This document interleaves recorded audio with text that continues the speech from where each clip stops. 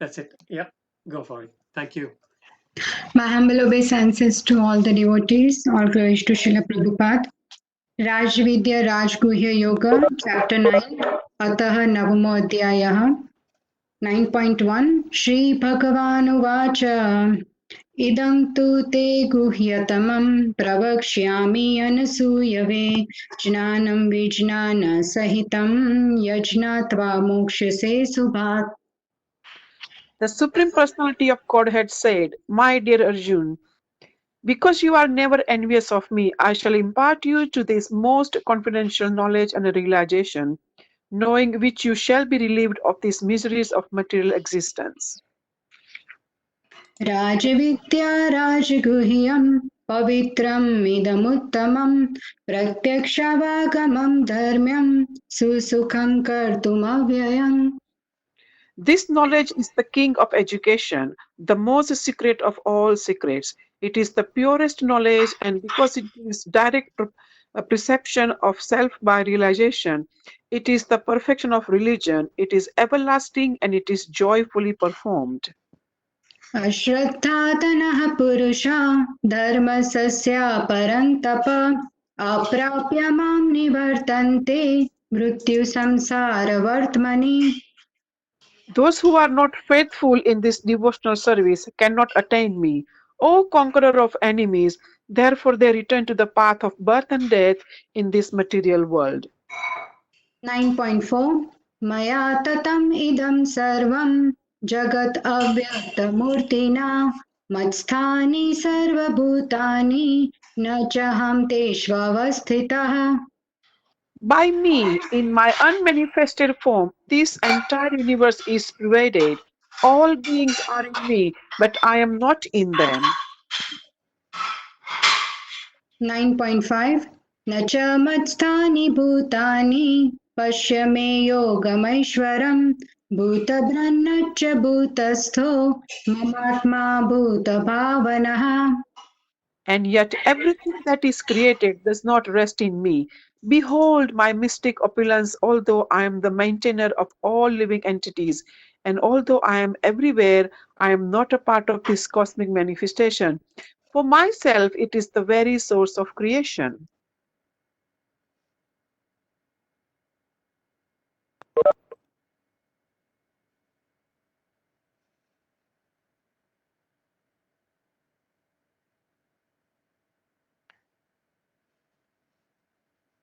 I can't hear I cannot you. hear you, Mataji.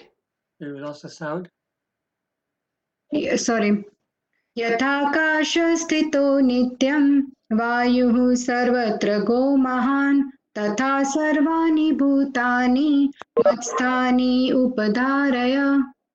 Understand that as the mighty wind blowing everywhere, rest always in the sky, all created beings rest in me. 9.7 सर्वभूतानि कौन्तेय प्रकृतिं यान्ति मामिकां कल्पक्षये पुनस्तानि कल्पादौ विसृजामि अहम्. O son of Kunti, at the end of the millennium, all material manifestations enter into my nature, and at the beginning of another millennium, by my potency, I create them again.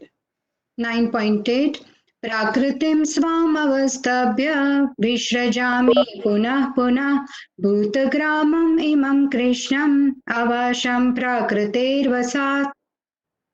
The whole cosmic order is under me. Under my will, it is automatically manifested again and again, and under my will, it is annihilated at the end. 9.9 न च मां तानि कर्माणि निबध्नन्ति धनञ्जय उदासीनवदासीनम् असक्तं तेषु कर्मसु. O Dhananjaya, all this work cannot bind me. I am ever detached from all these material activities, seated as through neutral. 9.10 मयाध्यक्षेण प्रकृतिः सूयते सचराचरम् हेतुनानेन कौन्तेय जगद्विपरिवर्तते. This material nature, which is one of my energies, is working under my direction.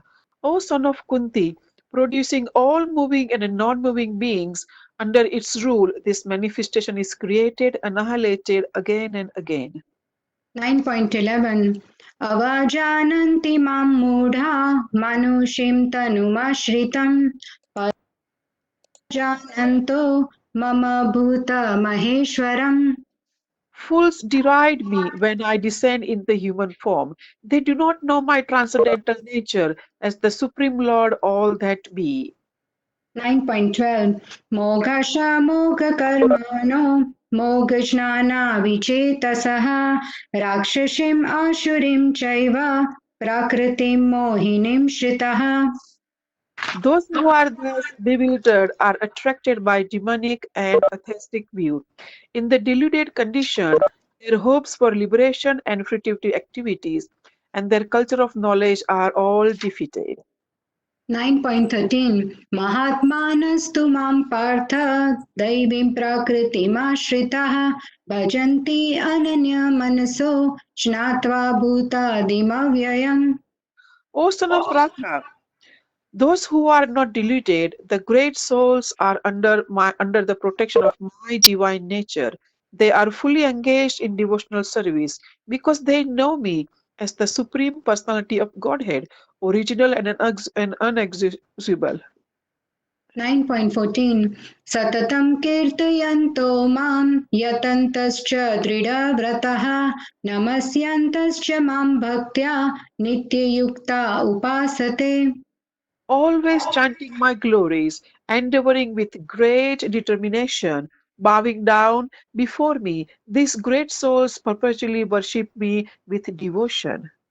9.15 ज्ञानयज्ञेन चापि अन्ये यजन्तो मामुपासते एकत्वेन पृथक्त्वेन बहुधा विश्वतो मुखम्. Others who engage in sacrifice by the cultivation of knowledge worship the Supreme Lord as the one without a second, as diverse in many and in the universal form. 9.16 अहं क्रतुरहं यज्ञ स्वदाहम् अहमौषधम् मन्त्रोऽहम् अहमेवाज्यम् अहम् अग्निरहं हुतम्. But it is I am the ritual, I the sacrifice, the offering to the ancestors, the healing herb, the transcendental chant. I am the butter and the fire and the offering.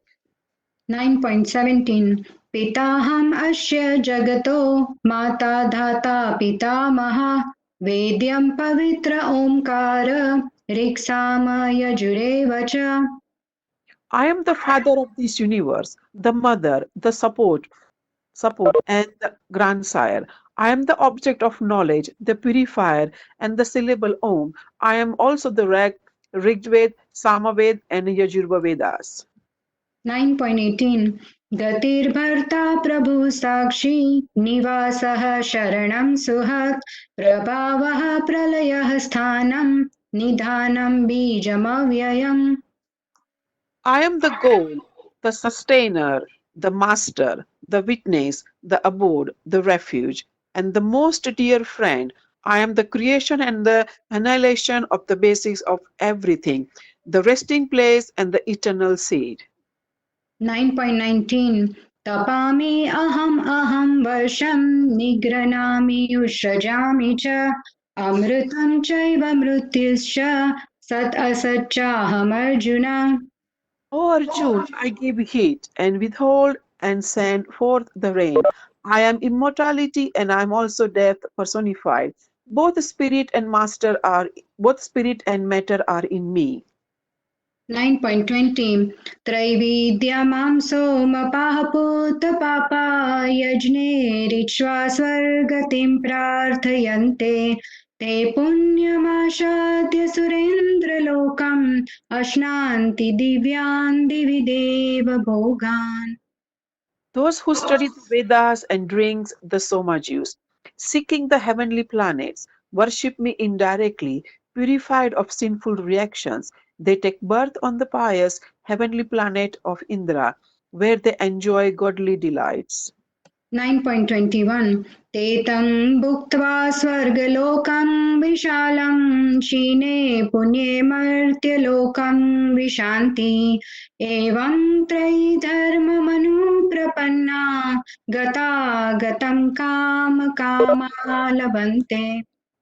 When they have thus enjoyed vast heavenly sense pleasure and the results of their pious activities are exhausted, they return to this mortal planet again. Thus, those who seek a sense enjoyment by adhering to the principles of three Vedas achieve only repeated birth and death.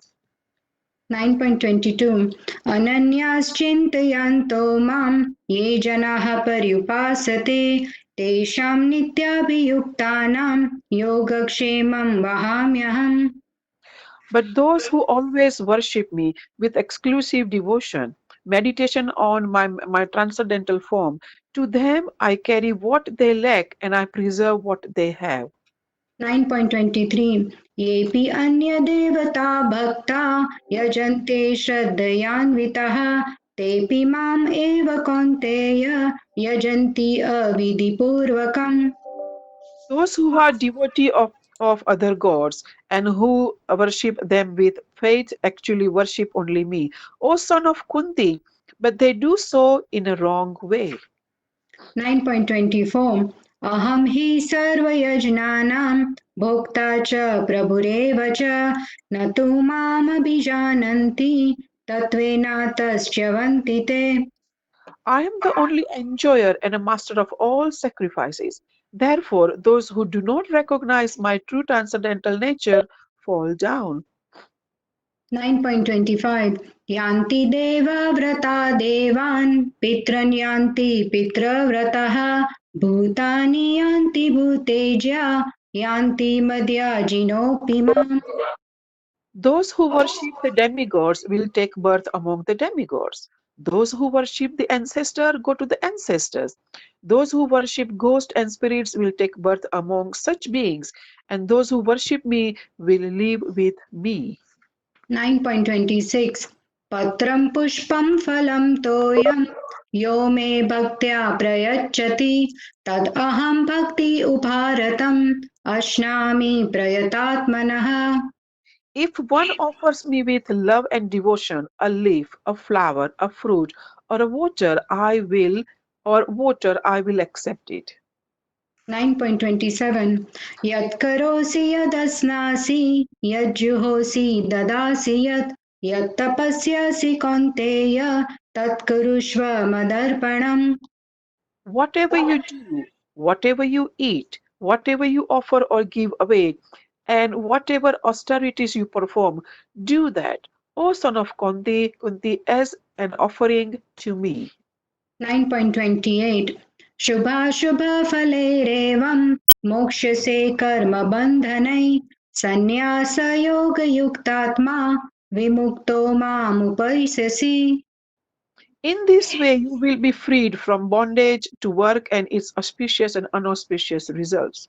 With your mind fixed on me in this principle of renunciation, you will be liberated and come to me. 9.29 समोऽहं सर्वभूतेषु न मे द्वेष्योऽस्ति न प्रियः ये भजन्ति तु मां भक्त्या मयि ते तेषु चाप्यहम्. I envy no one, nor I am partial to anyone. I am equal to all. But whoever renders service unto me in devotion is a friend, is in me, and I am also a friend to him. 9.13 अपि चेत्सु दुराचारो भजन्ते मामनन्यभाक् साधुरेव समन्तव्यः सम्यग् व्यवसितो हि सः. Even if one commits the most abominable actions, if he engaged his devotional service, he is to be considered saintly because he is properly situated in his determination. 9.31 क्षिप्रं भवति धर्मात्मा शाश्वतशान्तिं निगच्छति कौन्तेय प्रतिजानीहि न मे भक्तः प्रणश्यति. He quickly becomes righteous and attains lasting peace. O son of Kunti, declare his bodily that my devotee never perishes. 9.32 Mam hi partha vyapashritya yepi syuha papayonayah striyo vaishyas sudras tepi yanti param gatim. O son of Pratha, those who take shelter in me, though they be a lower birth, women, Vaishyas, merchants, and Sudras workers, can attain the supreme destination. 9.33 Kim punar brahmanah punya bhakta raja rasayasthatha anityam ashukham lokam imam prapya bhajasva mam. How much more this is of the righteous Brahmanas, the devotees, and the saintly kings. Therefore, having come to this temporary miserable world, engage in loving service into me. 9.34 Manmana bhava madbhakto madhyaji mam namaskuru mame vaishyasi yuktvaivam atmanam madparayanah. Engage your mind always in thinking of me. Become my devotee, offer obeisances to me, and worship me. Being completely absorbed in me, surely you will come to me. Om Tat Sat iti Srimad Bhagavad Gita Su Upanishadsu Brahma Vidyayam Yoga Shastre Shri Krishna Arjuna Samvade Raj Vidya Rajaguhya Yogo Nama Navamo Adhyayah. Hare Krishna. Thank you. Hare Krishna. Thank you so Please, much. Thank you so much, please, both of you. please, all the Vaishnava and Vaishnavis, please forgive me if I have mispronounced anything. I offer you. I please forgive me for any mistakes I have done. Hare Krishna, everybody. You don't need to apologize. Your citation was very nice. So confident. Thank you very much. Thank you, Prabhu. Okay, so we will now uh, go to the verse today. 1 second, let's share my PowerPoint.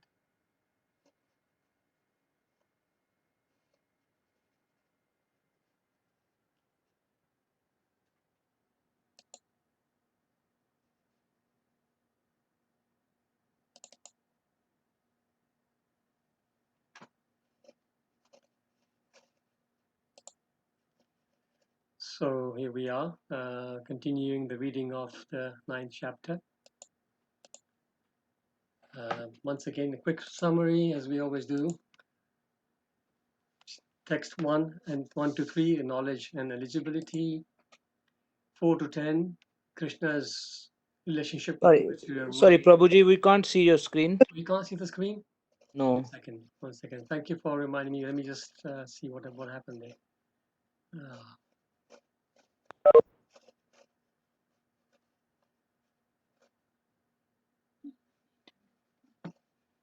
Second.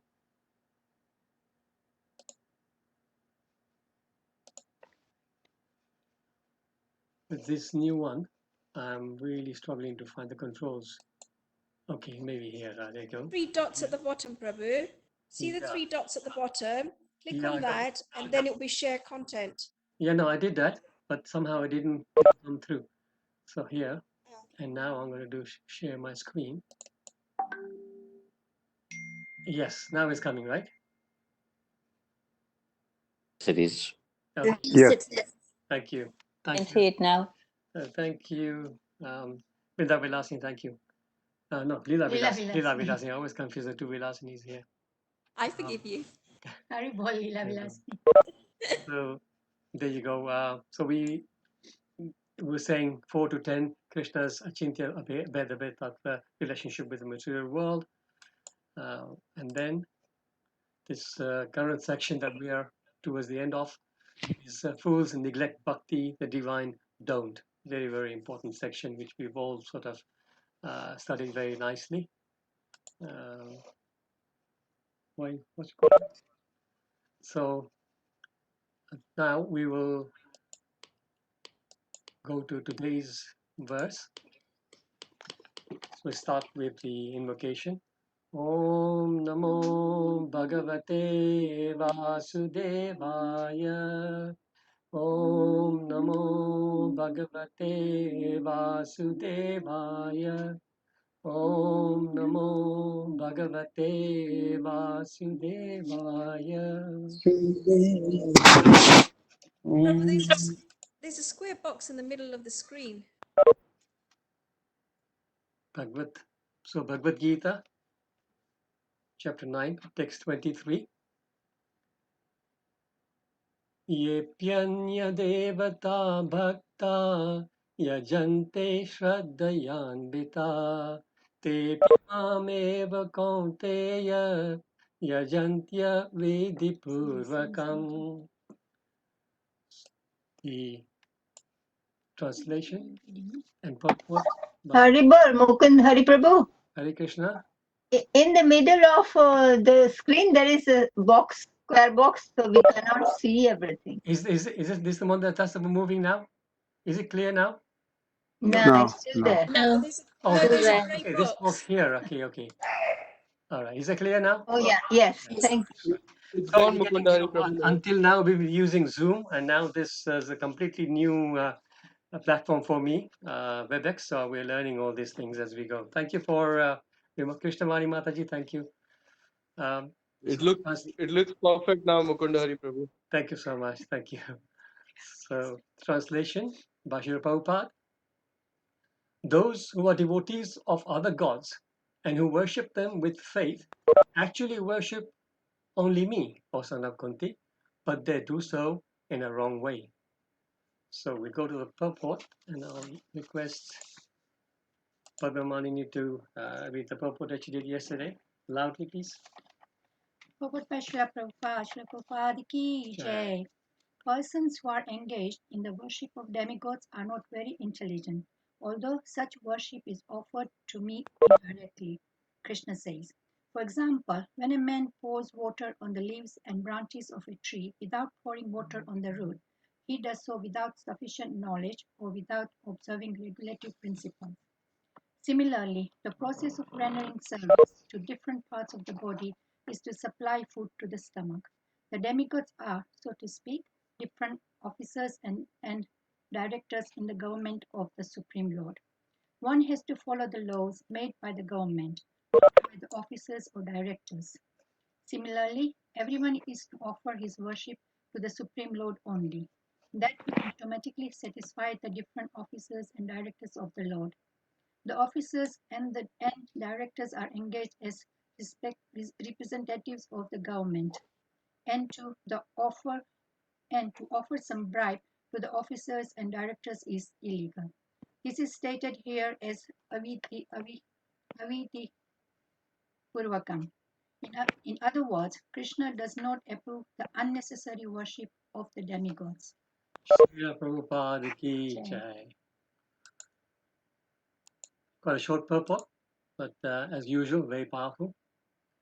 The main points, as we normally go, we just discuss Prabhupada's main points and just try and discuss and have more food for thought on those. So he starts this particular purport with an analogy about pouring water on the roots of a tree and supplying food. It's two analogies combined in one, actually, the food to the stomach.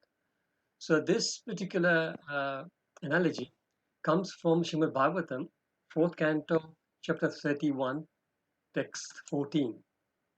So we'll go through that. Yatha taror nisechanena tripyanti tat skandabhujo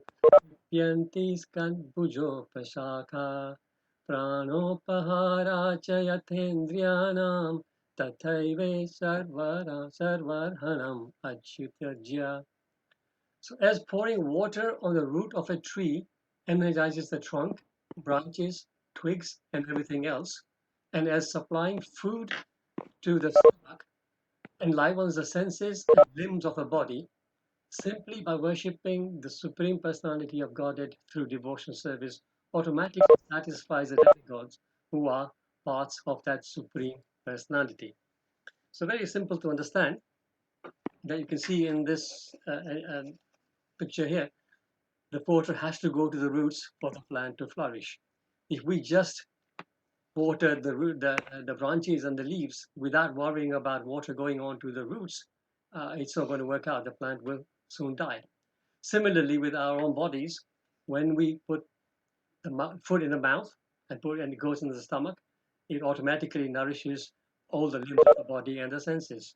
So very, very simple. So literally Krishna is saying, because all the demigods are part and parcels of the Lord himself, so by worshipping the Lord, we do not need to separately worship Krishna is the Supreme Personality of Godhead, and by worshipping Krishna, all other demigods, all other entities are fully satisfied.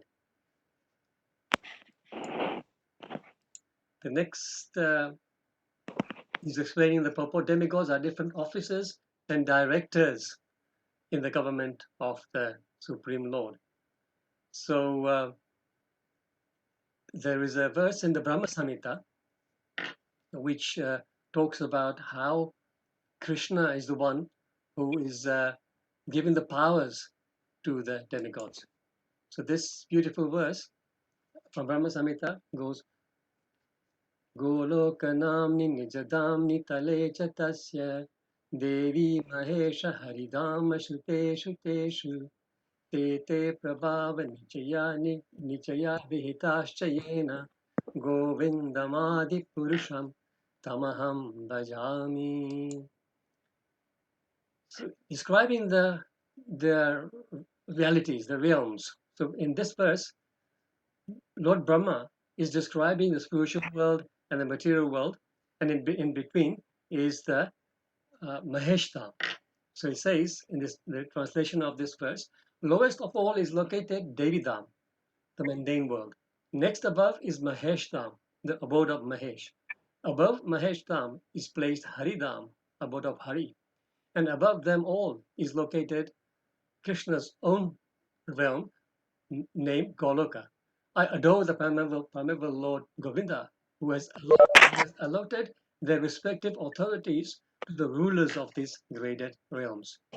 So we can see in this beautiful diagram, here down here, if you can see my cursor, can you see my cursor when I'm doing this?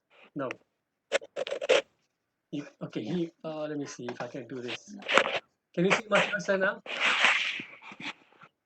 Yes, faintly.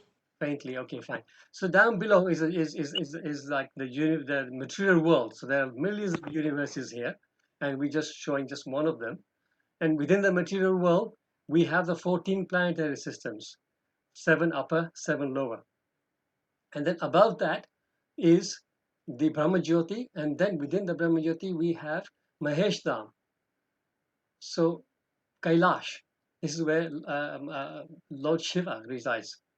And then above that is the spiritual world. These are the Vaikuntha planets. Again, millions of Vaikuntha planets. And right in the middle there is Krishnalok, Golok Vrindavan.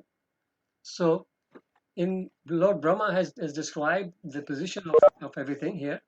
And then at the end, he's saying that Lord Govinda has allotted the respective authorities to the rulers of these graded realms, which means that the rulers, so all the demigods who are in charge of different aspects of the material world, he is saying that they are all, they got their powers from Lord Krishna.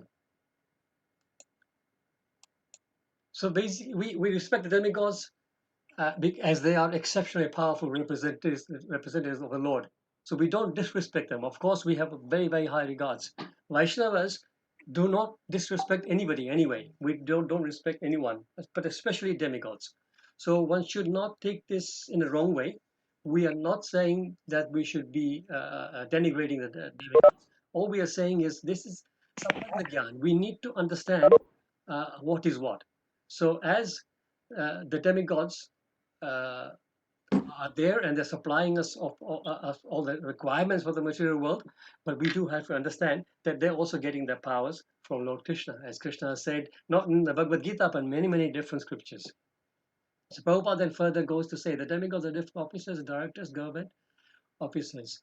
So this is again, once again, there's a Brahma Samhita verse 544, in fact, the very next one, which again describes a little bit more about the demigods.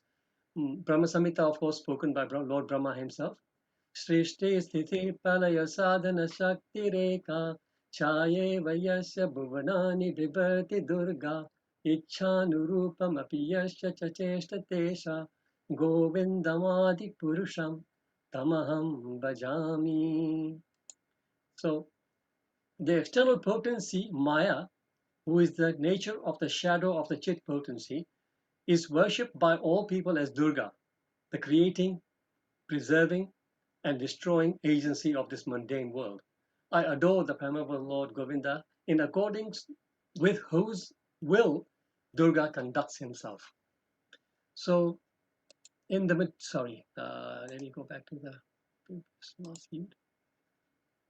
In this verse, Krishna is saying that Durga, who is actually in charge of the material world. So this is why we should never disrespect the demigods. Durga is in charge of the material world, but then it's explained here that she is acting in accordance to Krishna's, Govinda's instructions. So you can see again in this picture here, if it's clear, you can see how these are the demigods in the center, and they, according to the karmas, according to our karmas, we're getting good results and bad results, and these are coming through the demigods. But ultimately, the whole arrangement that has been done by Lord Krishna.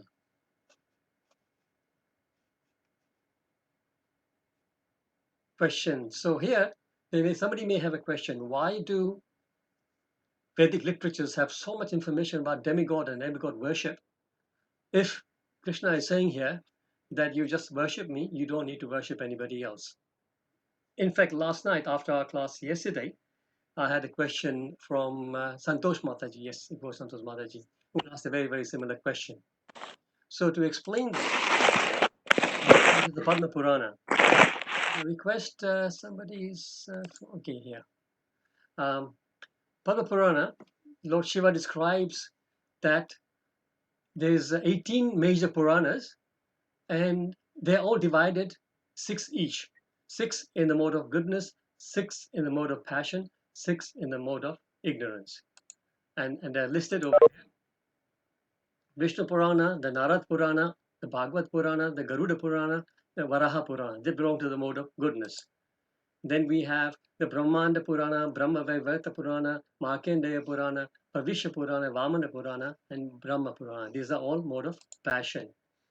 And the ignorance is Matsya Purana, Kurma Purana, Linga Purana, Shiva Purana, Skanda Purana, Agni Purana. So this is how the Puranas are divided. So one would ask that why is there so much emphasis given to other Puranas, not just all goodness? So the point is this, that all human beings are not equal. We all have, from our previous lives, we have come with a lot of baggage, and also affected by different modes. So all of us at every moment of time are under these modes.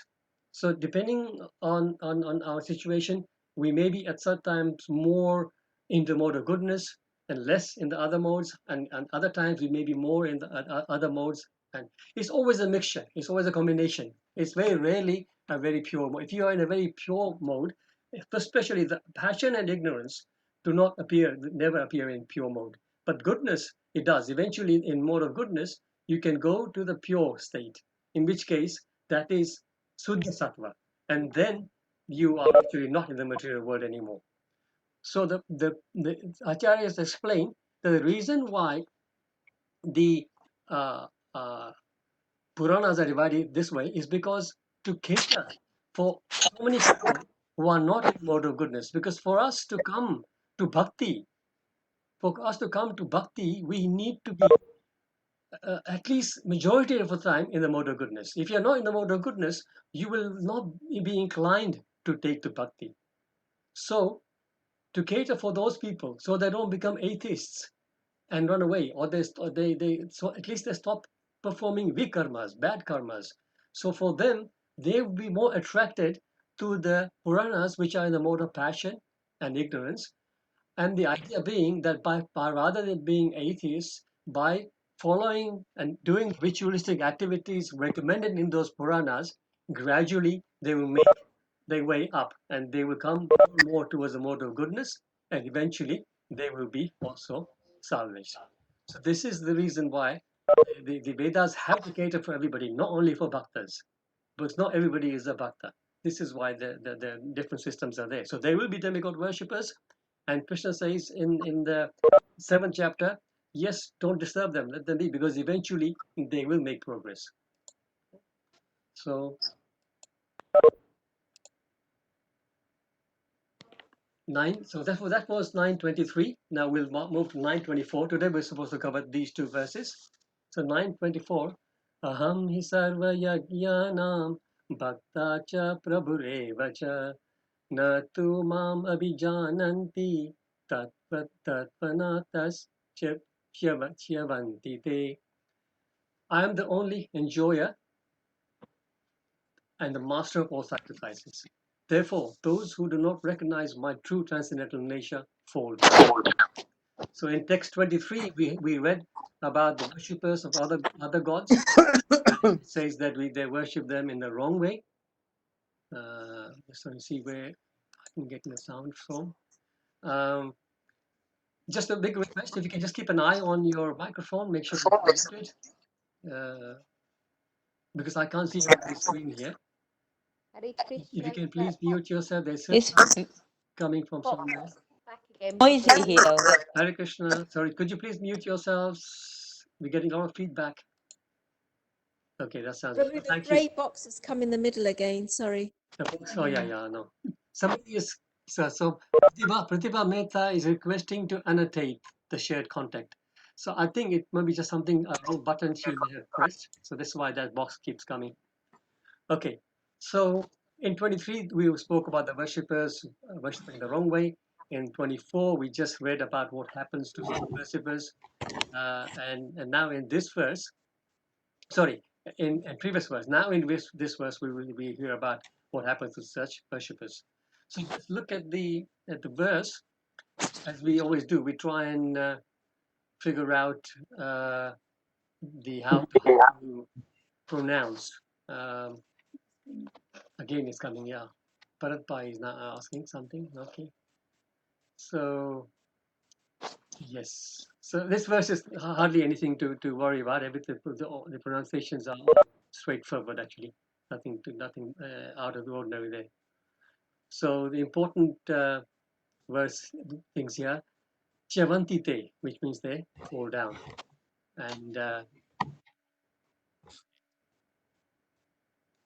fine, I think that's all we can spare in this one. We can just move on to the purport. The purport, please. Purport, Srila Prabhupada ki jai. Here is clearly stated that there are many types of yagna performances recommended in the Vedic literatures, but actually all of them are meant for satisfying the Supreme Lord. Yagna means Vishnu.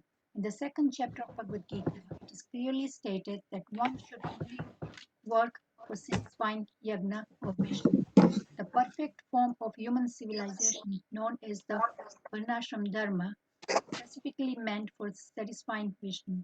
Therefore, Krishna says in this verse, I am the enjoyer of all sacrifices because I am the Supreme Master. Less intelligent persons, however, without knowing this fact, worship demigods for some temporary benefit.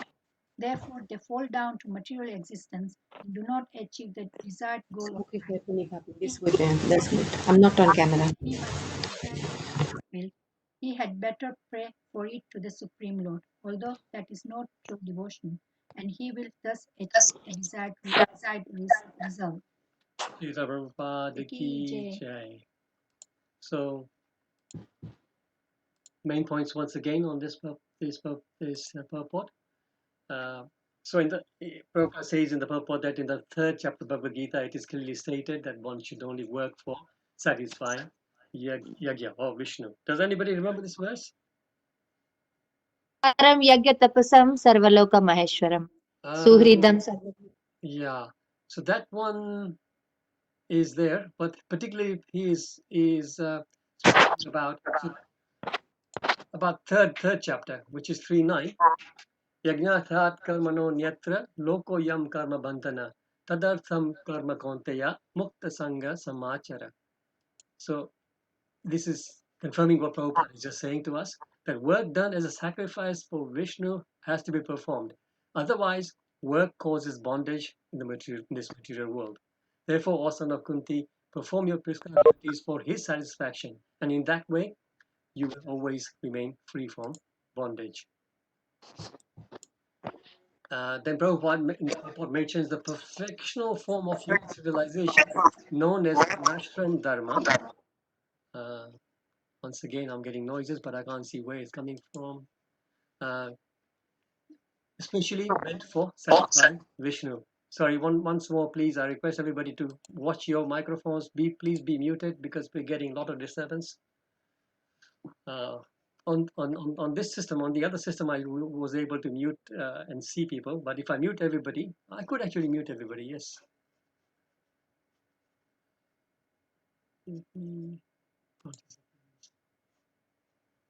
Now I see. I need to learn this. Anyway, it's not working right now. Let me close this. So, what is mentioned in Varnashram system. So we all understand the Varnashram system. The system of Varnashram is to organize society according to 4 occupational and 4 spiritual orders of life. We have the 4 Varnas, which is Brahmanas, Kshatriyas, Vaishyas, and Shudras, and the 4 ashramas, Brahmachari ashram, Grihastha ashram, Vanaprastha ashram, and Sannyas ashram. And in the 4th chapter of Bhagavad Gita, Krishna actually says that this system of this Varnashram has been set up by me. Chaturvanya Maya System, Guna Karma Vibhagasha, Tasya Kartaram Apimam, Vidya Kartaram Avyayam. So Krishna is confirming that this was actually organized by him. So it's not something that was invented by people. The current caste system that we see actually in India, that is not Varnashram system. Varnashram system was completely fair, very, very organized, and it was beneficial for all the Varnas. And the current caste system should never be. People sometimes say, "Oh, this is the Varnashram system. This came from the Vedic times," but it didn't. It is a misuse of the term, so that we should understand. Prabhupada says in the verse, the Krishna says in this verse, I am the enjoyer of all sacrifices because I am the supreme master. So the verse that comes to mind is Bhoktaram Yagatapasham Sarvaloka Maheshwaram Suhridam Sarvaputanam Yatmamam Santim Richati. Krishna says, a person who in full consciousness of me, knowing me to be the ultimate beneficiary of all sacrifices and austerities, the supreme lord of all planets and demigods, and the benefactor and beneficiary of all living entities, attains peace from the pangs of material miseries. So Prabhupada calls this verse the peace formula. This is how you attain peace, by realizing the Lord is the ultimate beneficiary of everything and acting in that way. One more point there is therefore they fall down. Prabhupada is saying that people who are actually worshipping the demigods, eventually they fall down to material existence and they do not achieve the desired goal. So, what is the desired goal? This is one of my famous, my favorite verses I like from the Bhagavatam, first canto, second chapter, text 6.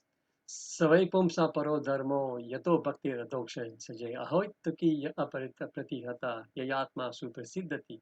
This verse we should all remember. The supreme occupation or dharma of all humanity is that by which men can attain to loving devotional service unto the transcendent Lord. Such devotional service must be unmotivated and uninterrupted to completely satisfy the self. I often use this verse, so people who've heard my classes before will recognize this. So this is the duty. We must remember that the occupation for all humanity is to develop loving devotional service to the Lord. And this is what Prabhupada is sort of saying in this purport. So Prabhupada says that if, however, anybody has any material desires to fulfill, he had better pray for it for the Supreme Personality Godhead, although it is not pure devotional service. So idea is that even if we are in need for some material things, it's better not to go here and there. Still ask Krishna. Krishna will give whatever aid. See, the demigods are very easily satisfied, and they generally will give what you ask for if they are satisfied with your austerities. Krishna, on the other hand, may not give you everything you want, or at least he may not give it to you in the way you want it, but Krishna will ultimately give you something that will help you to come closer to bhakti. Whereas the demigods do not do that. So that's why even if you need something, it is said it's always, if you want to ask, we should have pure devotees will not ask. Pure devotees will only ask to be always engaged in his service wherever we are. This should be our mood, that I am your servant and please engage me in your service. Give me seva. That is the thing a devotee always wants. But then we live in the material world, and once in a while we will have some material motives. Then it is said that still don't go anywhere else. Still ask Krishna, and Krishna will arrange it the way you want, not what you want, but he will give you what you need. He will fulfill your needs, not your wants. Our wants can be unlimited. So we will end here. It's almost 8:35. Let me end the show, and I can request anybody to, if you have any comments, any realizations, corrections, please welcome to share.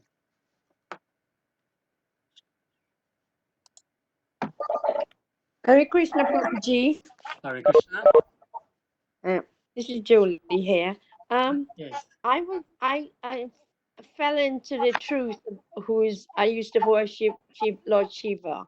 Yes. Well, it's all learned, but anyway. And I fell onto the truth, really, who the Almighty was. And I started practicing Krishna consciousness for a short while in my latter part of life. How do I stand in achieving what is recommended? So basically, a lot of us, a lot of us have come the same route.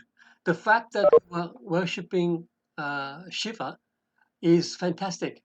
You are actually already on the way.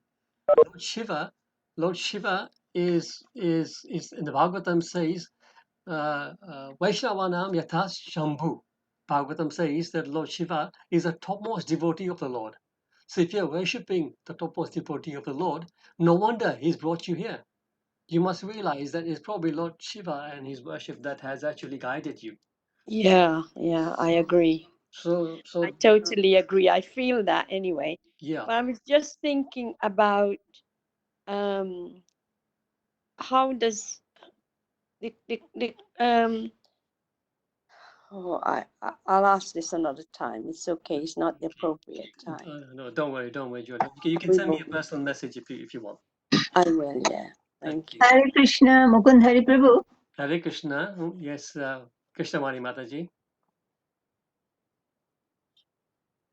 Can't hear you. You muted yourself.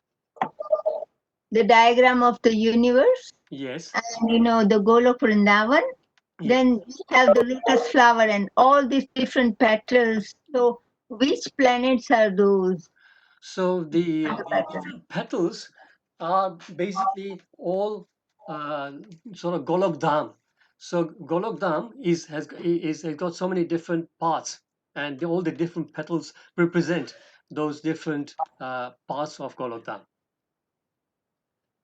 Any idea which ones are there? There is information which I don't have to hand, but there is information of these different petals representing different parts of Golok Dham. Okay, I know Mathura and maybe Dwarka. Yeah, Dwarka and a lot more. Okay, thank you. Thank you, Krishnamani Mataji. Hare Krishna Prabhuji, please accept my humble obeisances to all the devotees as well. Prabhuji, my question is, sometimes they ask, when we go to astrologer, they say you have Rahu Ketu dosh or any dosh.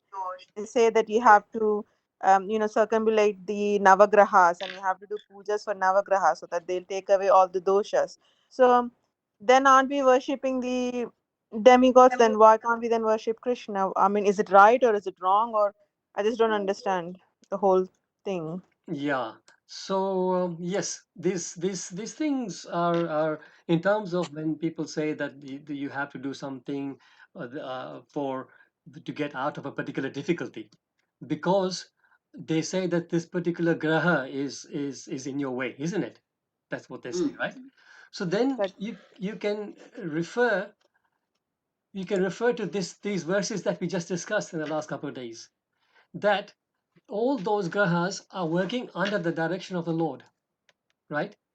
Durga Mata, who is actually in charge, who is the superintendent of the whole material world, she is acting according to the will of Krishna, as we just heard, right? So by worshipping Krishna, all those will be automatically satisfied. You don't need to worry about it separately. If you worship Krishna sincerely, Krishna will help you out. We don't need to go to other places and do other things. This is the view of the devotees. Vaishnavas do not. They, of course, we can't say we don't believe in those things.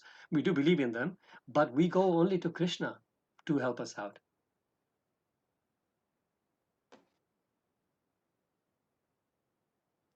Mataji, Prabhuji. thank you. Hare Krishna, Prabhuji. Puja here. Hare Krishna Puja. Can I ask you something about a different issue which we discussed in the previous verses? Sure. About I did not understand the difference what's the difference between the spirit and the matter. Okay. Yeah, it's a good question. Thank you. So spirit, basically, spirit is something which does not belong to the material world. For example, we are spirits, right? We are spirit souls. So the spirit soul, it does not belong in the material world. It comes from the spiritual platform, right? It comes from the spiritual world.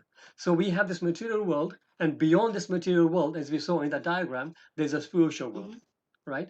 So over there in the spiritual world, everything is spirit. There is no contamination of matter at all. But in the material world, actually, everything is matter. Everything is dead. Actually, even our body, when you think about our body is made up of these elements: earth, water, fire, air, ether. These are all dead elements, right? But the only reason why our body is alive because of the spirit soul in the body that makes our body move. Otherwise, the body would not move. So as we have the experience, when somebody passes away, the soul leaves, the spirit soul leaves, and that matter, the body which was dull matter, immovable, becomes immovable again, right? So it is a spirit that makes matter move or matter grow and all that. So this is the difference between spirit and matter. Spirit is same as the soul then. Yes, the soul is spirit. Yes, but the word spirit, you can use it much wider. Lord Krishna also is a spirit, the supreme spirit, right? So the spirit is something which is spiritual, nothing to do with the material world. Hare Krishna. Thank you. Thank you, Hare Krishna. Haribol Prabhu, may I ask another question? Yes, Krishna Vani Mataji. Prabhuji, you know, the three modes of material nature, do they exist in the spiritual world, or they are? Not at all. Not at all. Not an ounce of it. This is the difference between the spiritual world and the material world. Material world is covered, is made up of these three modes actually. But the spirit, once you, for example, if you're in a mode of goodness, and by practicing Krishna consciousness, you then transcend that mode of goodness, which becomes Suddha. Suddha Sattva. Suddha Sattva. Pure In goodness. the platform of Suddha Sattva, you are not connected to any modes at all. Yeah. Thank you. I know, because we had some discussion and I had those ideas, but so let me clarify it with you. Definitely. There's the modes do not exist in the spiritual world. Thank you, Prabhu. Thank Hare you. Krishna. Thank you, Hare Krishna. We got a couple of minutes if anybody has any comments. The question in the chat box, Prabhuji. Say again, please. Question in the chat Chat box. So let me see the chat box 1 second. Let me just see. Okay, Hare Krishna, we have been brought up with chanting Hanuman Chalisa, Gayatri Mantra. Do we stop chanting that? So, you know what I normally say to people, that you, because you've been doing these things for a long time, and of course, this is all Gayatri Mantra, Hanuman Chalisa, absolutely nothing wrong with them. So what I would suggest is just add the Mahamantra. Add Hare Krishna, Krishna Krishna, Hare Hare, Hare Rama, Rama Rama, Hare Hare. Don't need to remove everything. Just add Krishna to your life, right? And other things will follow. It doesn't matter. It's not by chanting Hanuman Chalisa. It's not that they're losing anything, or Gayatri Mantra for that matter. So you don't need to stop chanting them, but add Mahamantra. And then eventually, once you get to a stage where you get so much taste from the Mahamantra, that the others will become a little bit insignificant, right? Not unimportant, of course. These mantras are all very important mantras, but the Mahamantra will give you the taste.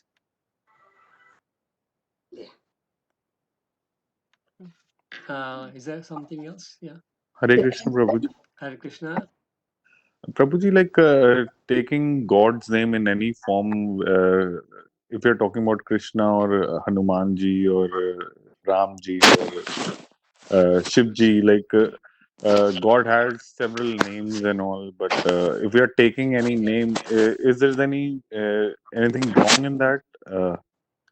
So no, basically we as long as we're chanting the name of the Supreme Lord, this is it. The point is, in these recent verses, we have also in the 7th chapter we went through a passage like this, that we have been told by Krishna that we need to try and like the root, you got to water the root. The branches and the twigs are the demigods and everything. So rather than focusing on the branches, we focus on the root and water the root. So we've been told by Krishna time and again that we should try and water the root, which means we try and worship the Lord. So whether it's Krishna or Ram or Vishnu or Narsingadev, any form of Vishnu Tattva is fine. It is up to your how you're connected to that particular Lord. We have cases, we have situations, even in the Chaitanya Charitamrita. There was a very exalted devotee in the time of Chaitanya Mahaprabhu, and Mahaprabhu was trying to ask him to chant the names of Krishna, but this Murari Gupta, his name was, he just could not. And one time he came and admitted, he says, "I'm sorry, but have been worshipping Ram all my life, and I cannot get away from that. I cannot stop chanting Ram's name." And Chaitanya Mahaprabhu said, "I really congratulate you." He was says, "I was testing you to see how firm you were. So you carry on chanting Ram's name, right?" And Narayana and Krishna are same, Yes, right? Narayan, Krishna, Vishnu, all the same. Okay. Thank you, Prabhuji. Hare Krishna. Thank you. Hare Krishna. Hare Krishna.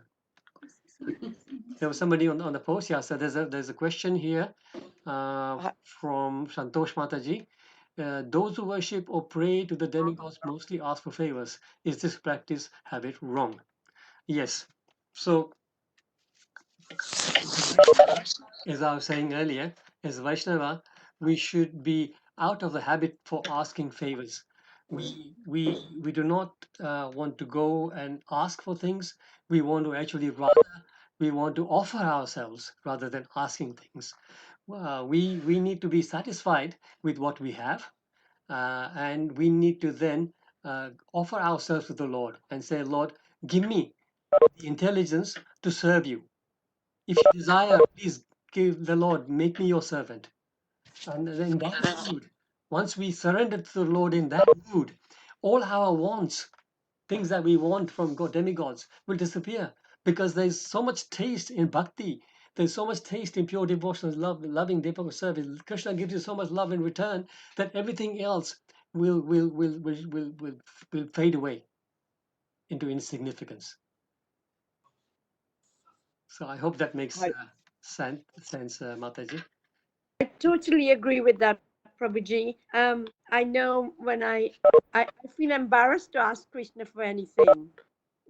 You know, I don't think it's necessary because he knows everything you want and need. As you say, need, not so much he knows what you want, but he looks after your needs, as you say. So I find I experience that quite a bit. As long as you're sincere and you pray to him and really talk to him in an affectionate way, he paves the way for you. I feel that anyway. Exactly. Thank you for sharing that, I Mataji. Thank you. Thank you. Okay, it's what time is it? 12, yeah, about almost 10 to 9. So we can close now. Thank you so much for everybody. Say again. Hare Krishna Prabhuji. Hare Krishna. Thank you so much. Sorry, Hare somebody Krishna say. Prabhuji. Hare Krishna Prabhuji. Hare Thank Krishna. you. Hare Hare Krishna. Krishna. Hare Thank you. Krishna. Thank you. Thank you. Thank Thank you. you. Hare Krishna, everyone. Krishna. Krishna. Thank you. Bye. Shriya, Bye, Shriya. Thank you. Hare Krishna. Krishna. Hare Hare Krishna. Krishna. Thank you. Thank you. Hare Krishna. Thank Hare you, Krishna. Prabhu, for the Thank you. lovely Hare Krishna. explanation and answering questions. Thank you. Oh, thank you. Krishna Prabhu. Hare Krishna Mataji. Prabhuji. Hare Hare Krishna. Krishna, Prabhu. Hare Krishna Prabhu.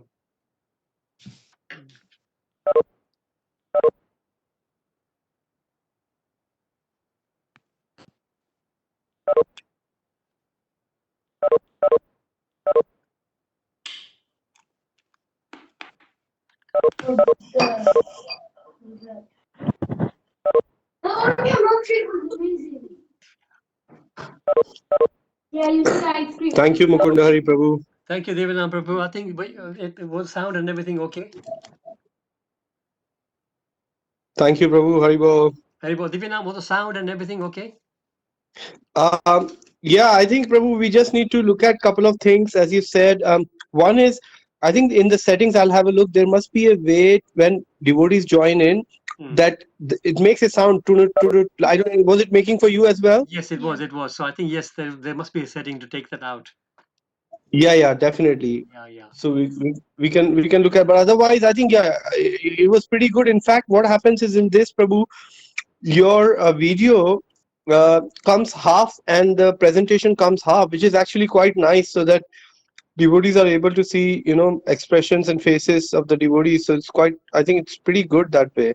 Okay. Thank you. Whereas in the Zoom, you would just get a very tiny, like a stamp size photo at the bottom. Yeah. I mean, although when you're presenting, it's kind of both ways is okay, because then you get a bigger screen for people to see it. But actually, Devanam, when I'm presenting, I don't see that big picture. I only see the thumbnail, small one. Oh, really? Yeah. So this is good. That's good for the Like presentation. right now, I can see half the screen is your picture, Mataji, and half the screen is the presentation screen. Oh, okay. So yeah, that's different. That's different. Yeah. That's good. Okay, but wonderful. Thank you so much, Prabhu. Thank you so much, Devanam Prabhu. Thank All you. right, thank you, sir. Thank you, Mataji. Hari Bol. Hare Krishna. Hare Krishna.